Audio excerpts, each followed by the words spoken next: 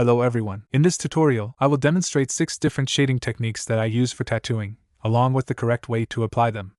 First, let's talk about needle settings.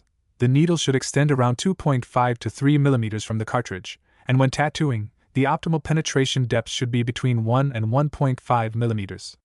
If it's shallower, the ink may fade after healing. If it's deeper, you risk causing blowouts, which can blur the design and affect the overall quality of the tattoo.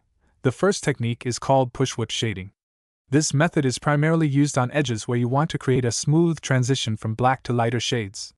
It's ideal for adding depth and dimension, especially in areas where you want the shading to fade out gently. For this and the next 2 techniques, you'll need curved magnum needles, which help distribute the ink more evenly. Keep in mind that when working on fake skin, it may take more passes than on real skin to achieve the desired amount of ink saturation, so be cautious not to damage real skin.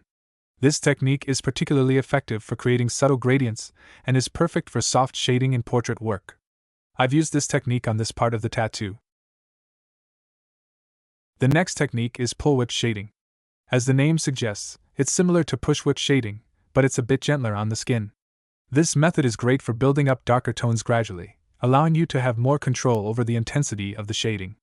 However, more passes are required to achieve darker tones, which can be advantageous when working on sensitive areas of the skin where you want to minimize trauma. This technique is excellent for creating smooth transitions in areas that require a more delicate touch. I've used this technique on this part of the tattoo.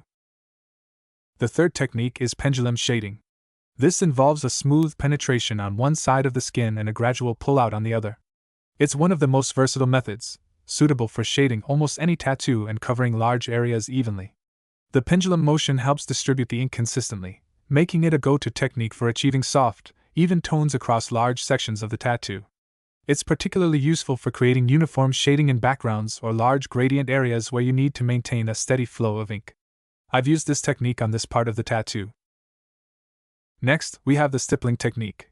For this method, you'll typically use small round liners and lower the voltage on your machine to get the best results.